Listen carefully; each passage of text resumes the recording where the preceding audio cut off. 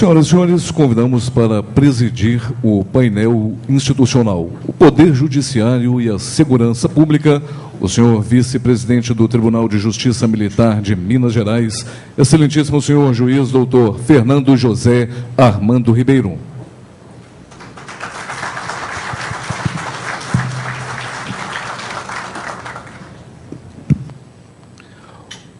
Como palestrantes, convidamos o conselheiro do Conselho de Justiça, CNJ, excelentíssimo senhor desembargador Fernando da Costa Tourinho Neto.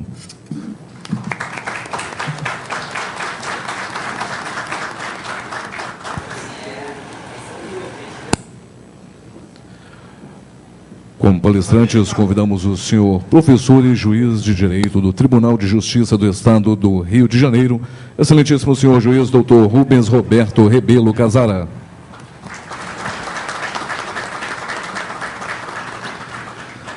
Senhoras e senhores, informamos ainda que cada palestrante terá o tempo de 30 minutos para sua apresentação.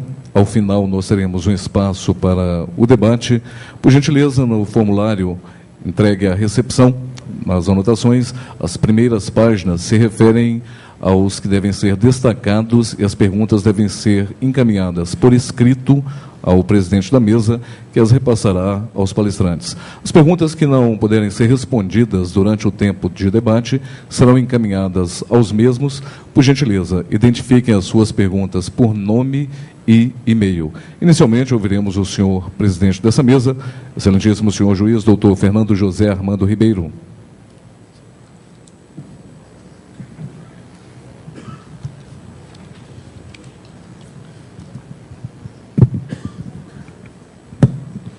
Bom dia a todos. Eu gostaria de cumprimentar e agradecer ao honroso convite na pessoa do Dr. Lincoln Filocri, trazendo aqui o meu cumprimento, o meu abraço, os meus parabéns em nome do Tribunal de Justiça Militar de Minas Gerais pela idealização e pelo desenvolvimento desse importante evento que certamente vai marcar a temática da segurança pública em nosso Estado e, quiçá, no próprio cenário nacional. Eu fico extremamente honrado de poder presidir essa mesa, sobretudo aqui ladeado por dois insígnes e eminentes pensadores do direito penal e, via de consequência, da temática da segurança pública, que são o nosso famoso e que dispensa apresentações, jurista desembargador Fernando da Costa Tourinho Neto, a quem temos a oportunidade de trabalhar com seus livros, aprender com seus escritos há muitos anos, desde nossa formação universitária. Acompanho o seu trabalho e admiro hoje sua posição no Conselho Nacional de Justiça, e também o nobre e jovem juiz Rubens Rebelo Casara, que também já conhecia escritos de Sua Excelência, que tem doutorado, tem mestrado, é professor universitário na Cândido Mendes, no Rio de Janeiro, e uma reflexão também em linhas de pesquisa bastante importantes para a temática tratada nesse seminário. Eu louvo os organizadores pela oportunidade e pela divisão, a meu ver, muito feliz, setorial da temática, que ocupa e que dá voz a diversas instituições que são relacionadas com esse grande tema, de manifestarem-se e falarem sobre a sua visão a respeito dele. Num momento em que vivemos o que se chama judicialização da vida e que o judiciário tem se tornado um epicentro de soluções de questões de nível ético, de nível biológico, de nível religioso, de nível moral e, evidentemente, de extensa e vasta temática a chamada judicialização da vida, que tem acompanhado no Brasil os últimos 15 anos da República, evidentemente essa judicialização não poderia passar às margens dessa temática que é quase que, diria, um núcleo ou um eixo de sustentação do Estado de Direito moderno desde a sua criação. Se nós imaginarmos que a segurança pública é ou pode ser vista como um subprincípio da própria segurança, da qual deriva a segurança jurídica, e que se construiu no Estado moderno como um dos elementos fundamentais para a sua edificação, se nós tomarmos todos os seus baluartes de sustentação teórica e ideológica, nós não podemos imaginar que a segurança pública pudesse, de fato, passar ao léu da apreciação do Poder Judiciário. Evidentemente, entretanto, no momento em que vivemos, nós sabemos também que o Judiciário não é mais o Judiciário do Estado liberal, o Judiciário não é mais o Judiciário que se contenta com a mera aplicação da legalidade, tal como propugnado no início da era moderna por autores como Montesquieu, como no mundo anglo-saxônico também, né, por autores que pregavam a ideia de um poder que seria apenas uma boca da lei, na formulação de Montesquieu, né, ou apenas o poder que diz a lei. Essa aplicação da legalidade, evidentemente, hoje se torna mais complexa, porque o Poder Judiciário se torna também responsável por levar à frente e por garantir a efetividade da bandeira da constitucionalidade, na proteção de direitos, na proteção de valores e garantias que foram historicamente sendo traçados como também fundamentais ao lado da segurança para esse mesmo Estado de Direito. Ou seja, o Judiciário hoje encontra uma tarefa hercúlea, difícil e árdua, que é a de dar vazão e encontrar uma arquitetônica e um equilíbrio desses dois vetores que a segurança jurídica nos coloca, que é, de um lado, a ideia de uma efetividade, a ideia de uma garantia e de punição para os infratores de uma ordem pública, e, de outro, a ideia de garantia de direitos fundamentais, a ideia de justiça social, que são também vetores hoje garantidos pelo constitucionalismo. De forma que são temas de fato candentes e de extrema importância e que estão, evidentemente, à altura da grandeza dos palestrantes que temos aqui hoje para nos ensinar. Eu, portanto, com muita honra, passo a palavra, sem mais delongas, ao ilustre desembargador Fernando da Costa Tourinho Neto. Perdão, eu cometi uma impropriedade. Na ordem aqui seria, eu passo a palavra ao eminente professor, juiz Rubens Roberto Rebelo Casaro, o nosso primeiro palestrante do dia.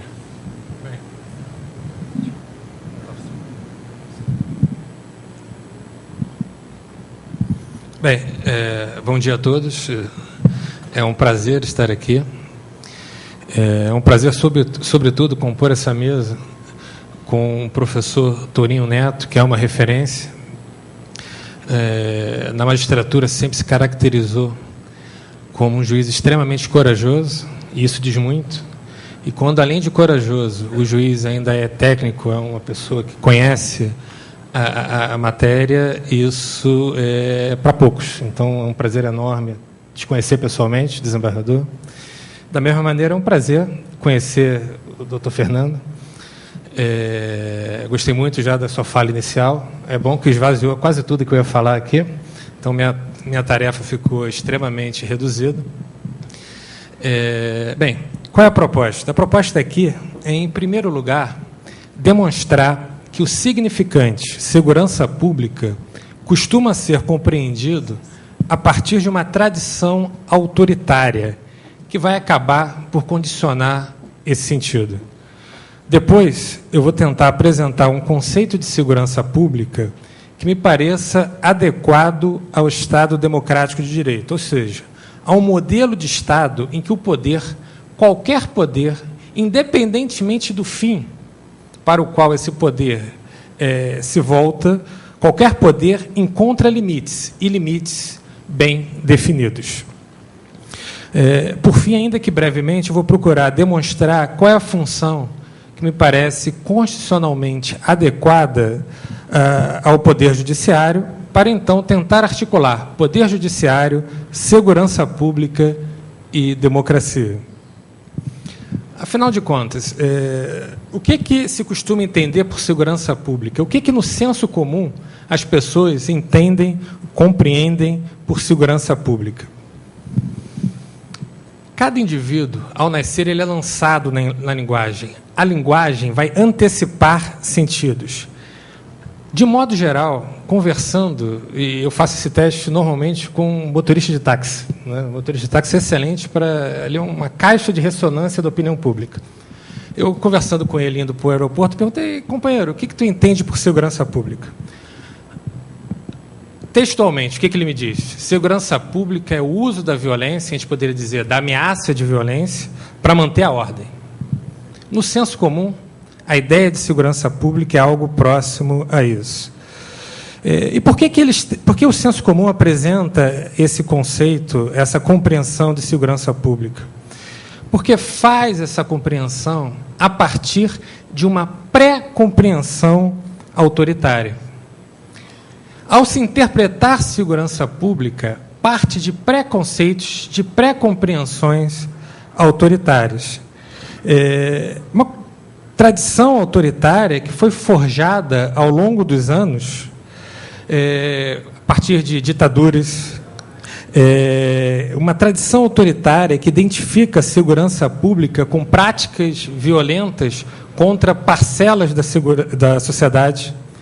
Aquela parcela que é conhecida como de indesejados, aqueles que, durante o Império, eram os capoeiras, que, a partir de 64, do golpe militar, eram subversivos, e hoje são aqueles que não interessam à sociedade de consumo, aqueles a que Bauman chama de consumidores falhos.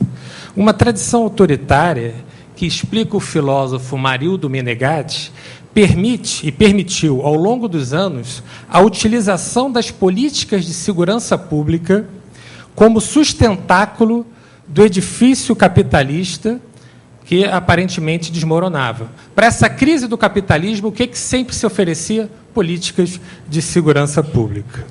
E que leva ao encarceramento ou ao extermínio de uma multidão formada por pessoas sem poder de consumo e que, a partir da revolução tecnológica, passaram a não ser mais interessantes ao mercado de trabalho. Essa tradição autoritária ela pode ser sentida muito mais facilmente do que explicada, do que teorizada. Eu vou recorrer aqui a um conceito que é controverso na psicanálise, que é o de sintoma social,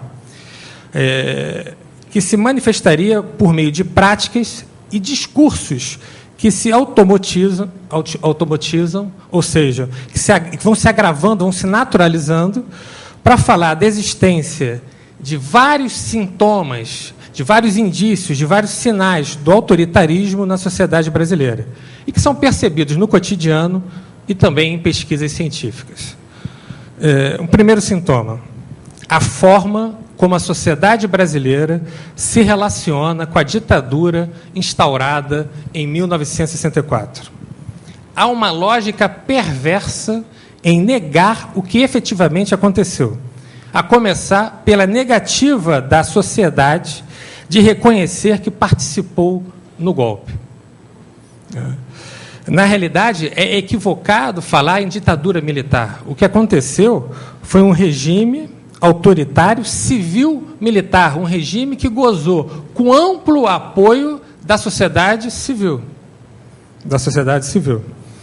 Esse negar a participação da sociedade num regime autoritário, na chamada ditadura militar, somada à ausência de rupturas com o regime autoritário, talvez explique a insistência de práticas dessa ditadura militar permanecerem após o chamado processo de democratização.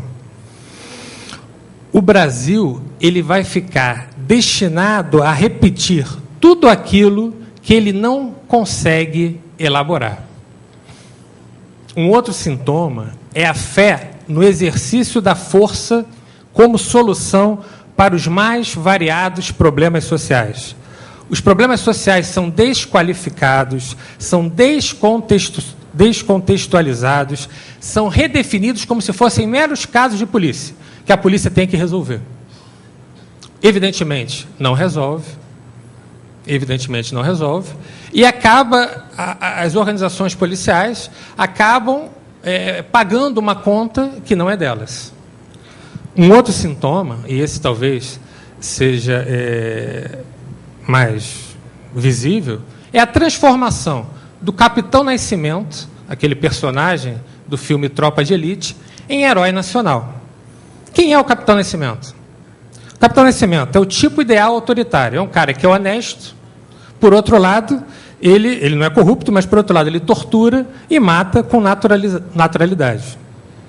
Ele se utiliza da violência contra a lei, ultrapassando os limites da lei, para combater o crime.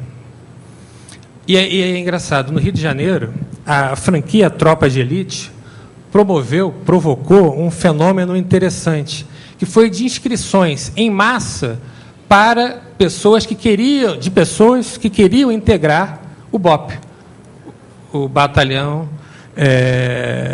retratado no filme. E quem eram essas pessoas que se inscreviam para integrar o BOP? Eram pessoas que se diziam honestas, que se diziam moralistas, mas que aceitavam e naturalizavam o uso da violência para combater, da violência ilegítima, não da violência legítima, mas o uso da violência ilegítima para combater o crime. Em outras palavras, essas pessoas procuravam o BOP para se tornarem o próximo, abre aspas, caveira, torturador e assassino. Outro sintoma, o paradoxo do Brasil, que é ter a 4ª maior população carcerária do mundo e, ao mesmo tempo, o senso comum reproduzir um discurso de que aqui no Brasil vigora a impunidade. Na realidade, no Brasil, se prende muito, mas se prende mal. Um sintoma conexo com dessa tradição autoritária é o uso indiscriminado das prisões cautelares. No Brasil, no total de pessoas presas, quase a metade é de provisórias. Há um senso, inclusive entre os juízes, de que a prisão cautelar deve funcionar como uma resposta simbólica à criminalidade. Uma resposta simbólica que atenda aos anseios midiáticos por mais punição. A prisão acaba por funcionar como uma espécie de antecipação da pena. Tem algumas pesquisas interessantes, eu vou citar duas, das instituições Sou de Paz de São Paulo e da ARP, da Associação pela Reforma Prisional do Rio de Janeiro. Ambas as pesquisas foram patrocinadas pela Open Society e realizadas entre 2010 e 2011, que revelaram que, para alguns delitos, como de tráfico e de roubo, o percentual de pessoas que respondiam ao processo em liberdade era tão pequeno que sequer chegava a alcançar os níveis de significância definidos nos estudos. Ou seja, para determinados crimes, jurisprudencialmente, se ressuscitou a prisão de curso forçado. As pessoas ficam automaticamente presas, independentemente da necessidade ou das particularidades do caso concreto. Um outro fenômeno que tem acontecido é a naturalização com que os direitos fundamentais são afastados. Hoje, por exemplo, o critério da necessidade, imprescindibilidade do afastamento dos direitos fundamentais foi substituído pelo da comodidade desse afastamento para os órgãos encarregados da persecução penal. Escutas telefônicas foram vulgarizadas. Não raro, a escuta telefônica é o primeiro ato da investigação. Não tem nenhum tipo de investigação prévia, está lá a autoridade fazendo requerimento de escuta telefônica. Para quê? Para facilitar a investigação. Quando, na realidade, deveria ser uma medida excepcional. De igual sorte, se criou uma distorção do princípio da proporcionalidade a partir de uma compreensão inadequada da ideia de segurança pública. O que tem se feito? Você pega o discurso da segurança pública, olha, a medida é importante para defender a segurança pública. E você torna qualquer outro direito ou qualquer outro interesse insignificante, inferior. Então, eu posso afastar qualquer direito fundamental com base numa aplicação distorcida do princípio da segurança pública. E aí eu acho que é necessário, abrir um parênteses aqui, resgatar a lição do Dworkin, num livrinho muito interessante chamado Levando os Direitos a Sério, no qual Dworkin diz que só é legítimo ponderar interesses conflitantes quando esses interesses tiverem a mesma densidade. Eu não posso ponderar, de um lado, segurança pública, do outro, o interesse concreto do João, porque são interesses de densidades diferentes. Ainda